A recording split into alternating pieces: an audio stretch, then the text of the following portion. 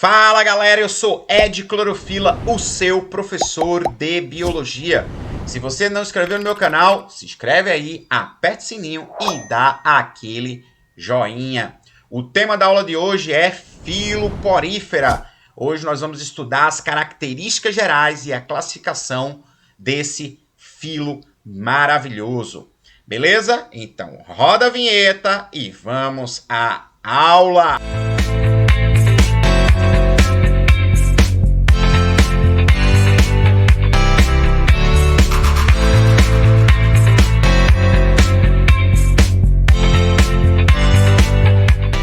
Então, galera, a gente começa a observar aí as características gerais do Filoporífera, tá? Vale colocar que na escala evolutiva, o Filoporífera é o grupo de animais mais simplórios que existe, tá? E aí a gente vai perceber pelas características que ele apresenta, tá certo?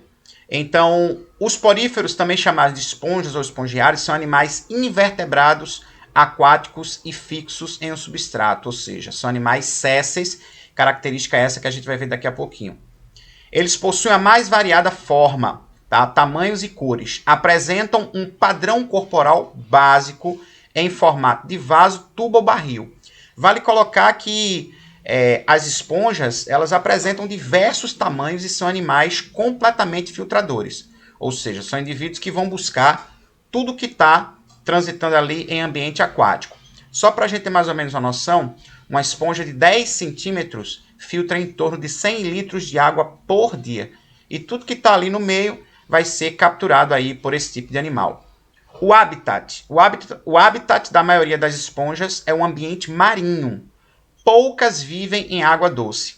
As esponjas são encontradas fixas ou sésseis no fundo do mar, em rochas, conchas e areia. Podem viver de forma solitária ou em colônias. Estrutura corporal. Os poríferos possuem paredes perfuradas por poros, por isso o Filoporífera é representado por animais que apresentam poros no corpo.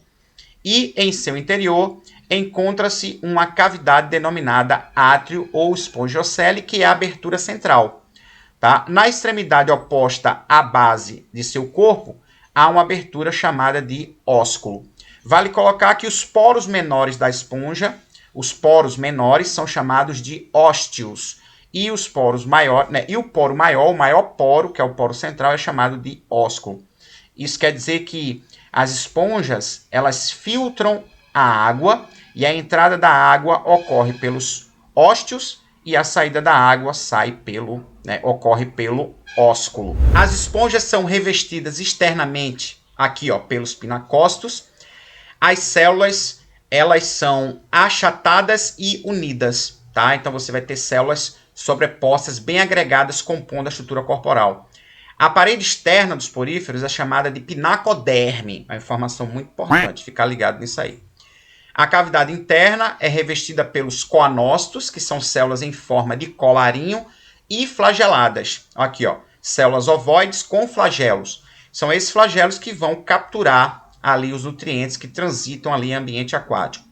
O movimento dos flagelos permite a circulação e representa o sistema circulatório das esponjas.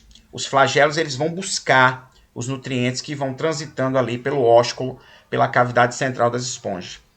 Ainda existem os amebócitos, células livres presentes entre as camadas de pinacócitos e coanócitos. Os amebócitos eles recebem esses nutrientes e distribuem para o resto da estrutura corporal do animal. O esqueleto das esponjas é interno e composto por espículas calcárias ou silicosas. É um dos formatos ali de composição. Mas o esqueleto também pode ser orgânico, formado por fibras de colágeno, está aqui, denominadas de esponginas. Fica ligado nisso aí.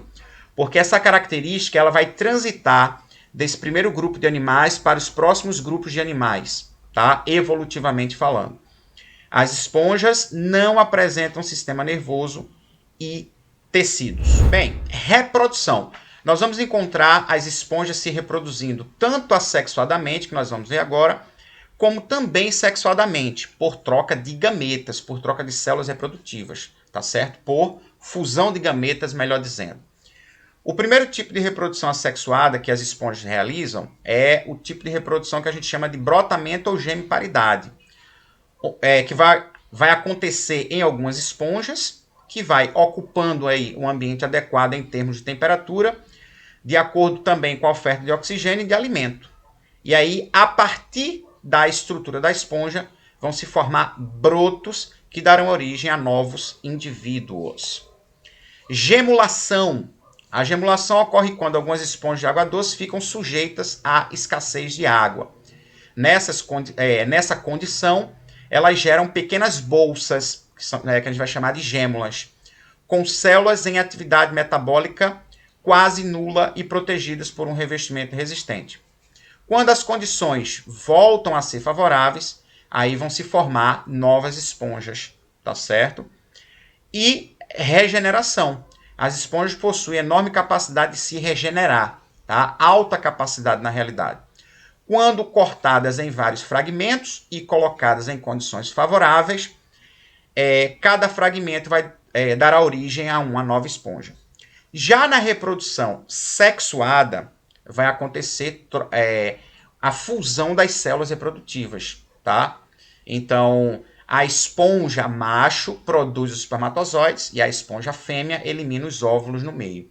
Vale colocar que o encontro acontece em ambiente, ali no meio. Ocorre a fusão, vai se formar as unidades celulares e aí, a partir daí, de cada estrutura formada pela junção do óvulo com o espermatozoide, vai haver o desenvolvimento de uma nova esponja, tá? Então, olha a observação aqui, ó. No mesênquima, porção gelatinosa de seu interior, as esponjas podem formar células reprodutoras.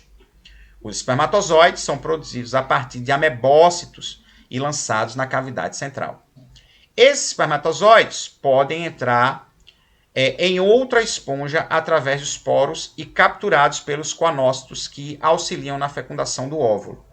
Forma-se então o zigoto, que forma uma lava móvel que nada até se fixar em um substrato, dando origem a uma nova esponja. Tá certo? Vale colocar que em algumas situações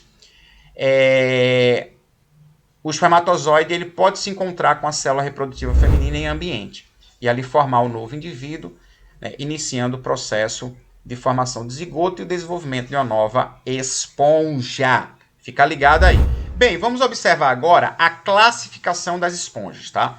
Existem 3 tipos de esponjas, e aí você vai observar as características de cada grupo. As esponjas do grupo Ascon são as esponjas mais simples. Apresentam forma semelhante e um cilindro oco com abertura superior, que vai ser justamente o ósculo.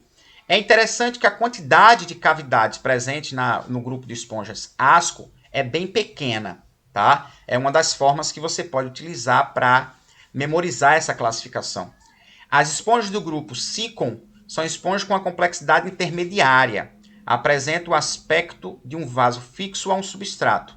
São esponjas que vão apresentar uma quantidade intermediária aí de cavidades. Tá?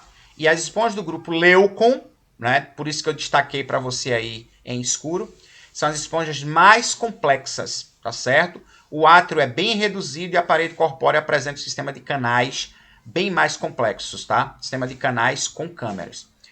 Quanto à classificação, o filo porífera apresenta 3 classes conforme as características das espículas, que são as estruturas que... Né, as espículas elas são responsáveis pela formatação estrutural da esponja, tá? São estruturas fixas e rígidas. Então, vamos encontrar 3 classes. A classe calcária, que vai agrupar as esponjas com espículas calcárias, podem ser dos tipos Ascon, Sicon e Leucon. A classe hexaquitinelida, tá?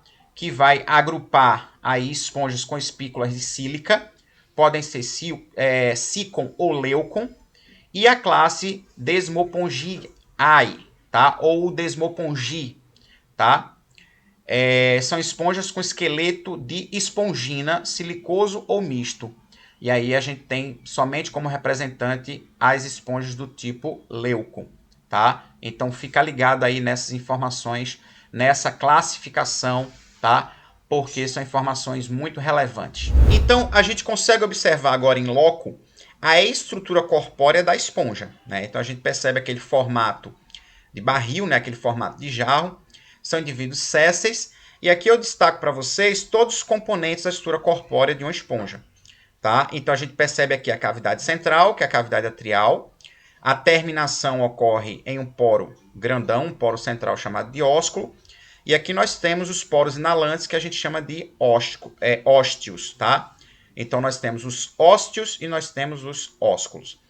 Nós temos aqui os porócitos, tá? Que são células que vão formar os poros. As células da epiderme e a espícula, que são estruturas fundamentais na sustentação do corpo da esponja. Os coanócitos, que são células em forma de colarinho, tá? Células flageladas, são os coanócitos que capturam nutrientes para a alimentação das esponjas. Os amebócitos, que são células que recebem os nutrientes, iniciam um processo digestivo e distribuem esses nutrientes para todos os outros componentes do corpo das esponjas. E aqui eu tenho uma outra formatação de espícula. Ó. Tá aqui, ó, você consegue perceber bem. Então as espículas elas vão formar a base de sustentação do corpo da esponja. Tá aí, ó. Mais uma imagem trazendo aquelas informações que eu trouxe para vocês lá no início. Aqui a gente consegue perceber uma cavidade atrial muito bem definida, né? Dá para perceber que essa esponja aqui é do tipo Ascon, pela simplicidade da parede corporal. Tá aqui. Todos os seus componentes. Tá aqui os coanócitos, as células em forma de colarinho. Os poros menores, que são os ósteos. Tá aqui. Tá? Vamos encontrar os pinacócitos, compondo a parede periférica do corpo da esponja. As espículas. Tá aqui. Espícula também. Os amebócitos, que vão recebendo os nutrientes. E aí, vale colocar que as esponjas são animais totalmente filtradores. Uma esponja de aproximadamente 10 centímetros, ela consegue filtrar em torno de 100 litros de água por dia. Está aqui ó, uma outra imagem, mostrando de forma bem definida a organização estrutural do corpo da esponja. Está aqui ó, o ósculo, por onde a água sai, o ósteo, por onde a água entra. Cavidade atrial, ou espongiocela ou espongiocele. Os coanócitos aqui, células flageladas capturando nutrientes, e os porócitos formando os poros do corpo do animal.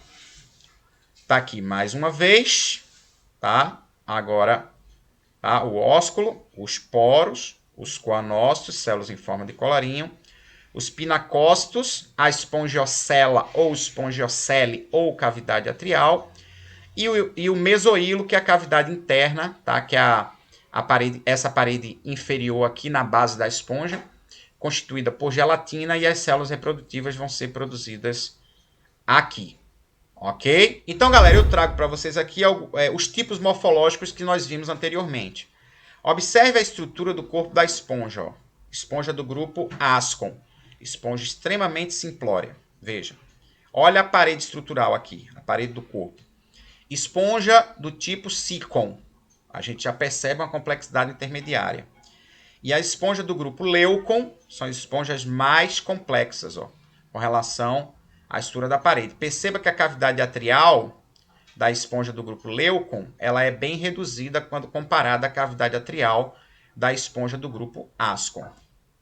Reprodução assexuada, que foi justamente aquele modelo que, né, os tipos que eu te falei, ó. O brotamento, então vai se formar um broto da estrutura corpórea do animal e a formação de novos indivíduos aqui. E na regeneração, a fragmentação da esponja dará origem a novas estruturas, tá? Depois você dá uma pausa aí e faz a leitura dessa informação aqui, ok? E na reprodução sexuada vai acontecer a eliminação da célula reprodutiva, lembrando que essa fecundação ela pode acontecer tanto dentro da esponja como também fora, tá? Como também no próprio ambiente, tá certo? Então, galera, essa aula foi sobre filoporífera. Nós vimos os detalhes aí das características gerais e vimos a classificação. Beleza? Então, se inscreve no meu canal, aperta o sininho e dá aquele joinha. Não se esquece de me seguir nas redes sociais, que estão aqui. Então, forte abraço para todos e até a próxima aula. Valeu!